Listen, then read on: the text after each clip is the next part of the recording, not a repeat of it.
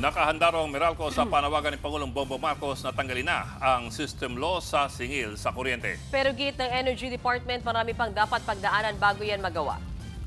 Ang system loss ay yung kuryenteng nawawala o nasasayang bago pa ito makarating sa mga bahay. Makikita po ito sa electric bill na binabayaran ng mga customer. May nasasayang na kuryente kung hindi maayos ang infrastruktura sa paghahati nito. Pasok din bilang system loss ang kuryenteng nakaw o nakukuha sa mga jumper. Ayon sa DOE, makikipagpulong sila sa Energy Regulatory Commission para sa panawagan ng Pangulo. Pero kailangan din daw nila makausap ang iba pang industry stakeholders. Kabilang dyan ang daan-daang electric cooperatives at distribution utilities gaya ng Meralco. Kung hindi raw kasi consumer ang magbabayad nito, sasaluhin daw ito ng power generation companies at electric cooperatives. Sa kabila niyan, target ng DOE na matanggal ang system loss charge sa loob ng 1 taon. Narito ang kanilang pahayag.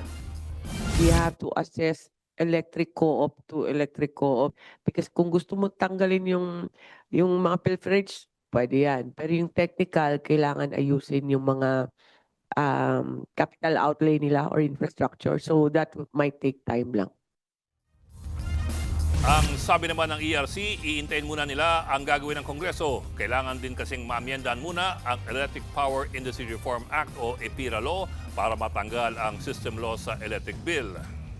Gaya ng nasabi ng Pangulo, mangangailangan ito ng pag-amyenda sa IPIRA. Right. So hihintayin natin ang pagkilos ng Kongreso at ng malinawan kung paano ito maisasagawa ang pagtatanggal ng paniningil ng system loss charge.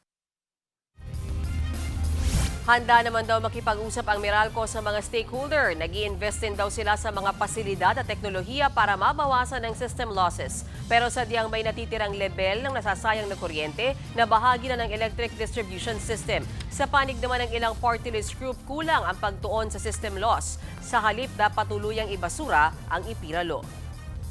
Mga kapatid, Ed Lingaw po, maging maalam at may pakialam sa mga napapanahong balita sa ating bansa. Para sa mas malilimang pagtalakay at paghimay sa mga issue at headlines, mag-follow at mag-subscribe sa social media pages ng News 5.